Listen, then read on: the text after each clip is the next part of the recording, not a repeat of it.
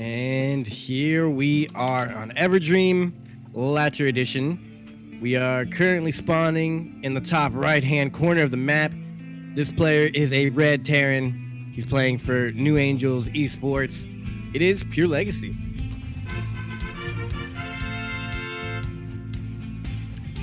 And spawning in the bottom left-hand corner of Everdream LE, we have the Mexican Zerg player, the champion of Battle of the Americas, representing See what you did there. Exxon Gaming.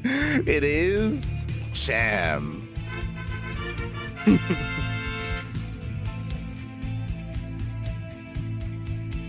That was a good one. It's the only one for me today. Yeah. I don't need you to top it. You might as well just quit while you're ahead. I don't think we can get better puns than that here today. Is he gonna pop the champagne today? Then you just ruined it. That was awful. That was awful, but I think that's the point, though. It's almost not as good because it was good. The champion was a good one, so it's not as good. It's gotta be awful. It's gotta be awful to be good. But here we go. Ruining all my chances of getting a good pun now.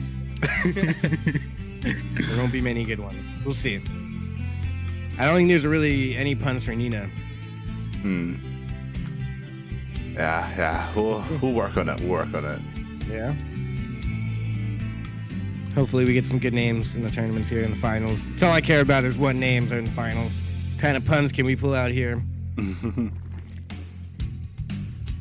All right, now Cham, actually both regular openers. Barracks into an expo into the factory. Yeah, nothing too crazy coming out of either of these players. We do have a PureLegacy moving out with his Reaper. He also has an SCV here, making sure that the third gets delayed as long as it can. He's on his way to the club to dance the night away. And the dance has started. Already getting a ling. It's not bad. A little bit of salsa. Oh, 2 lings. 2 lings. Cham, 3 lings. Like a ling. Put down a consumer. Cham went for the inject instead. Yeah. Fair. He's like, yo, this guy, his Reaper's crazy. I'm gonna just inject. I'm not even gonna risk it. Yeah. He doesn't even have any links to defend it, so the Reaper could literally jump on top of the creep tumor, completely ignore the queen, throw a grenade, and get out.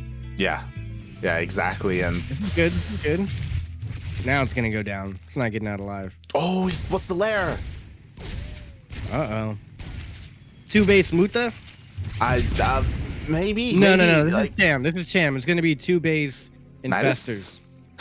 It's gonna be 2 base swarmers. Swarm host. There you go. That's what it is. Yeah. Roaches. We'll see. Yeah, we'll see if it's just roaches and like a speed roach, like a roach ravager push, or there's a Nidus involved, because he does have 3 queens as well. He hasn't taken his 3rd base either. This is 2 base. He's basically all in. There it is. Nidus is being thrown down as well. And PureLegacy, he spotted the lair. He should know something crazy is on his way, or is on its way. But yeah, what's his response gonna be? He's got a lib on the way. He's really going crazy here today. Yeah, this is what we get from Cham. PureLegacy. I feel like Cham is not respecting PureLegacy at all. He's going straight into the big middle finger. The big, I'm trying to get this over with. I'm going to Nidus you. I'm going to end it all. Yeah, and he's scouting. He's still going for it. Honestly, but I guess it could seem like Muta's. It could seem like, even if it was Muta's, like, this isn't ideal for PureLegacy, right? Like, what he's going for. Like, this mass Hellion. Like, Hellions do so poorly against roaches.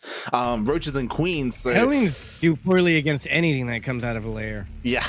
this is accurate. they don't shoot up. On the front. Oh, God. There. Yeah, now PureLegacy out. Knight is down in the natural. Or the main. Oh, my God.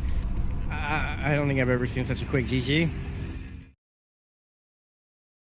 GG! That was a hilarious game. GG. And yeah, like, honestly, the GG made sense. Like, we were talking about it. Like, what are you going to do? Yeah. Hellions are not what you want. But not seeing the third base, how do you not know something's up? You need to go into full panic mode. He didn't even put down a bunker. Yeah, Maybe yeah. he didn't scout the third base. He did, like, he had his Hellions out there patrolling, and he saw that there was no base. Yeah. He saw the lair, like, he knew something was coming. Yeah, I'm watching the replay right now. He had the Hellion there. There was no third base. He saw the lair. There was just no response. Yeah, I wonder what he thought was coming, because something was coming. Yeah. He didn't know what exactly, but maybe it almost felt like out. Yeah, it almost felt like he did find out. It almost felt like PureLegacy, I don't know, like, just a little bit stubborn. Maybe he went into the game like, I'm gonna do this, and he scouts, he's like, I'm still gonna do this. And, yeah, It might be one of those stubborn build things where you're just like, well, I have no transition, I'm gonna do my build. Very interesting there. Yeah. Because I was just waiting. I was waiting for the factory to, like, you know, switch and start with the tech lab and, like, get a tank or a cyclone or something, right? Yeah. So, yeah. There was no sort of defensive moves being made. He's going for a factory. I guess maybe Hellbats was his plan. I don't know. Yeah. But not a factory, an armory. Armory. Yeah. I get names confused all day, but this is one name I can't get confused because seems like he just gets stubborn, stuck in his ways. Let's see what he does to switch it up here. Down the map, match point. This man could lose it here. Bottom left-hand corner, he's a Red Terran playing for New Angel Gaming. It is PureLegacy. And spawning in the top right-hand corner of Eternal Empire LE, we have the Mexican Zerg player representing Exxon Gaming. It is Cham.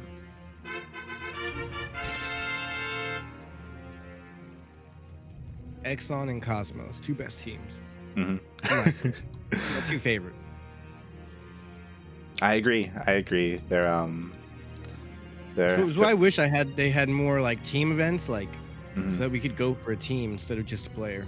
Yeah, especially because these guys, they're very new. They started this year, Exxon and Cosmos. So outside of like us, like people that follow these weekly tournaments, like in the broader scheme of things, a lot of people, they don't know them because they don't have like this long legacy to them, right? They're not like a Psystorm or a Root, you know, like. Yeah, they're kind of like coming up out of the ashes of all the other fallen teams, like Chivo. I don't even want to name them, but yeah, Chivo and Yeah.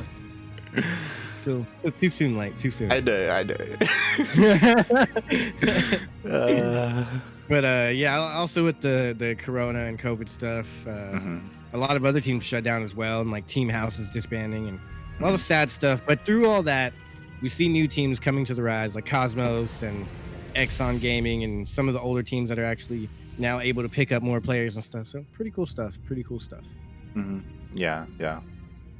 I hope that eventually, maybe not this year, but maybe next year, we're able to get to the point where we can like do something for the teams, support them in some way. That'd be really nice. Work in progress, I guess. You know, like we're real into it, and like especially you and like all of CranKy Ducklings is super into the scene, so we kind of know what's up. But I can imagine people watching like DreamHack and stuff. We talk about it a lot because it's the first premier event of the season of the year, this far in the year. But like a lot of people probably don't know a lot of the players in the bracket, don't know a lot of the teams in the bracket. So I feel like it's a really new time for everyone in StarCraft. Yeah. Like going into DreamHack, a lot of people, they weren't really aware of who like Silky was, for example, how good he was. Yeah. Oh my God. Yeah. Imagine not knowing who Silky is. Yeah.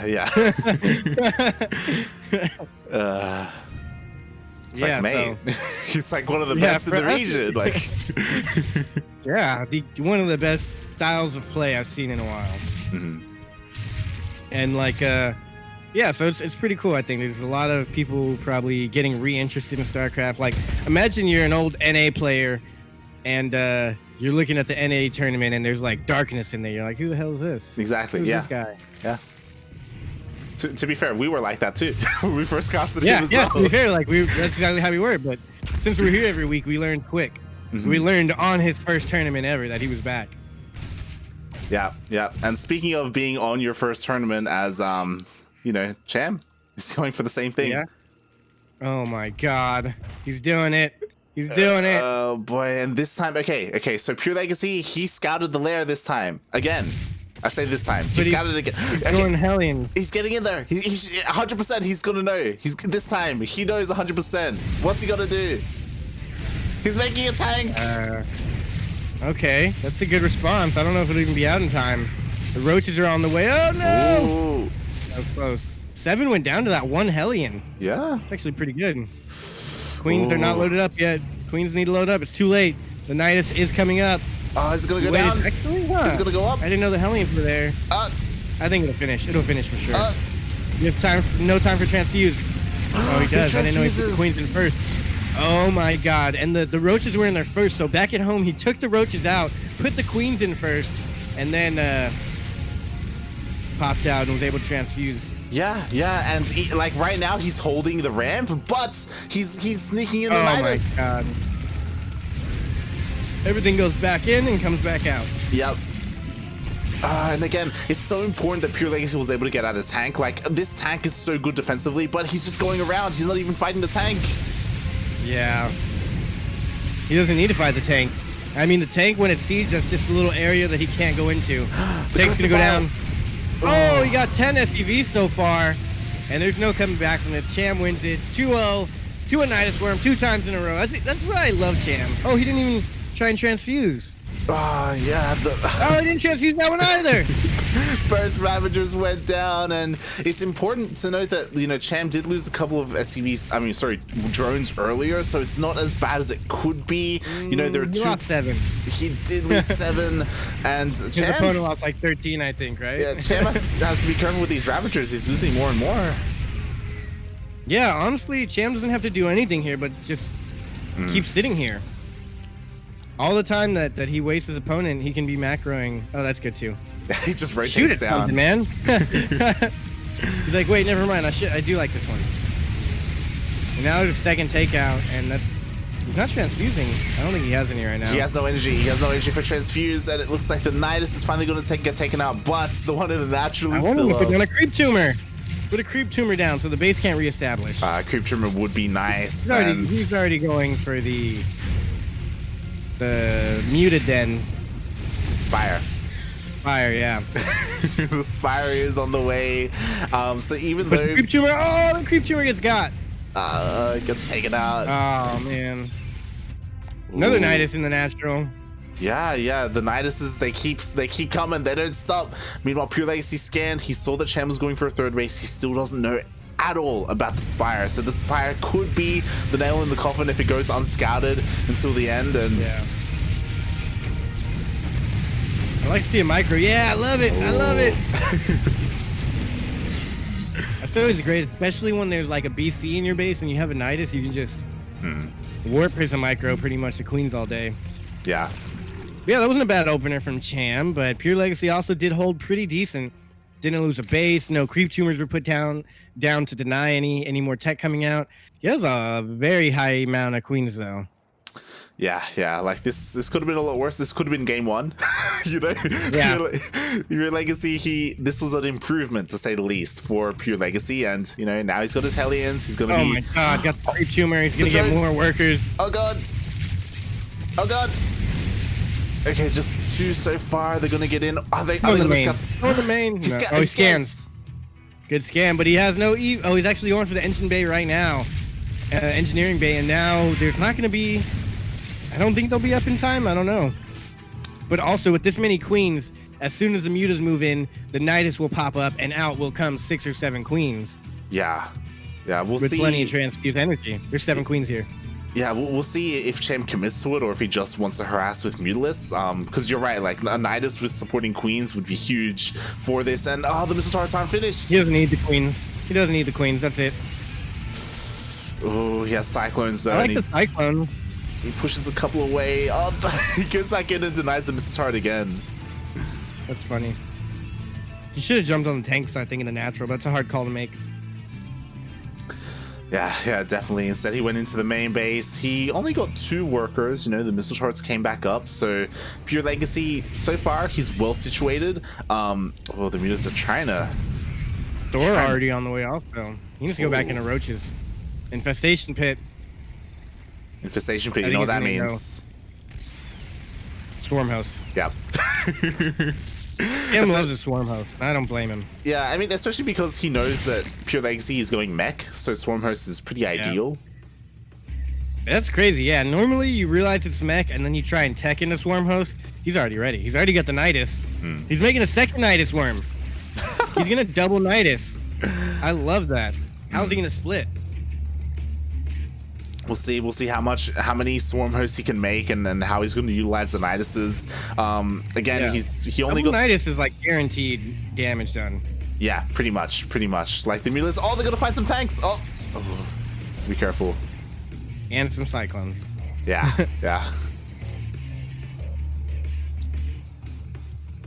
But I think PureLegacy can tell there's only 4 mutas here. These are not intended to do anything but scout. Yeah, pretty much. The thing is that even though he knows that there isn't a big commitment to mutas, he doesn't know about the swarm hosts. I wonder what his goal was there. I honestly, I think one of them was just a fake. It's like, oh, Nidus, okay. Like maybe to hide the sound. Like you hear it go down and you don't know it's 2. So you don't go looking for it. That might be his reason. That's pretty cool. Oh, he hears it. He thinks it's on the other side. Yeah. His mutas are a distraction. He doesn't need them. Even wasting a scan on the mutas. Oh, that's huge, though. That one Marine over there, whatever that was. Yeah. The Marine did cause a bunch of the Locusts because they were on A move. So that means that this CC will stay alive, but a lot of workers do go down. Damage on some of these units, too. Workers went down. Double Nidus in the main. This has to be the end of it. All the queens are going to come out. How many queens does he have, you ask? 7. Oh, no. You know, Locust Wave. Yeah. Locusts come out. In these small numbers, what does it do? He could cancel the upgrade there. Yeah, Blue Flame is gonna be denied, and huge. That's one thing that could kill all these Hellions or these Locust Waves is Hellions with Blue Flame. Yeah. Like with Thor is dead as disco. With the amount of Locusts that I hear, like the Thor is gonna go down. At the same time, Roach Ravager are trying to push into the third base. The tanks, they're a little bit out of position. They can't really cover the third. Unupgraded Lings here at the 12-minute mark. Slow Lings coming in for this fight. No Crozabile going down quite yet. Like I wish we would see here. They're gonna die Crozabile at least. There you go. Did nothing, but I'm happy to see it. Yeah, all the Ravagers get taken out. out. The Locust and the Natural. Oh, he can go for the third. Go for the third or the production too. That's a good idea. Yeah, especially if those Locusts rain down on that third, it's game over. Yeah, especially because this is mech, like taking out these factories is huge if he's able to do so. He just continues to send in more swarm hosts, and needs to be at home though. The all-in's gonna come here very soon for PureLegacy. The problem is that even if there is an all-in, like because of the Niduses, like the swarm hosts just go home. He's also got 16 Roaches already and 10 Banelings coming up, so he's got plenty for defense, and that's it. Yeah, the Cyclones, like they can trade fairly well against Roaches, but there isn't enough here to just end the game. They didn't even give us the satisfaction of the Baneling Connect. GG. That was a good one, man. Cham's freaking good. Cham's just wrecking everybody. Double Nidus into the semis. What a beast. Yeah, game 2 was great. Game 1 was unfortunate. Not so much. Yeah, but we did see like the evolution of PureLegacy. You know, he played a certain style, he adapted in game 2, but regardless, like there was a lot of tech switches there from Cham. Like, yeah, I feel like that worked only because Cham was like, all right, I'm gonna go Nidus, then I'm gonna switch into Mutas, then I can switch into anything else, either Ling Bane if it's Bio, or I can go for the Swarm Host. And in the first game, it ended so quick that PureLegacy didn't get to see the follow-up, so it was still kind of a hidden build from Cham. Yeah, so in the second game, he was able to pull it off again, even though his opponent saw it coming again. It was really cool to see. Yeah, that was a good one. But that does put Cham in the semifinals as expected. Maple's playing Ozark 97. Nina against Destroyer, I believe, still going on. And Eggs has beaten everyone, as usual. Now he's playing Mimeron. I don't know what that means. Does that mean Mimer? Mimeron. And ooh, Eggs is already up 1-0 in this series. Ooh.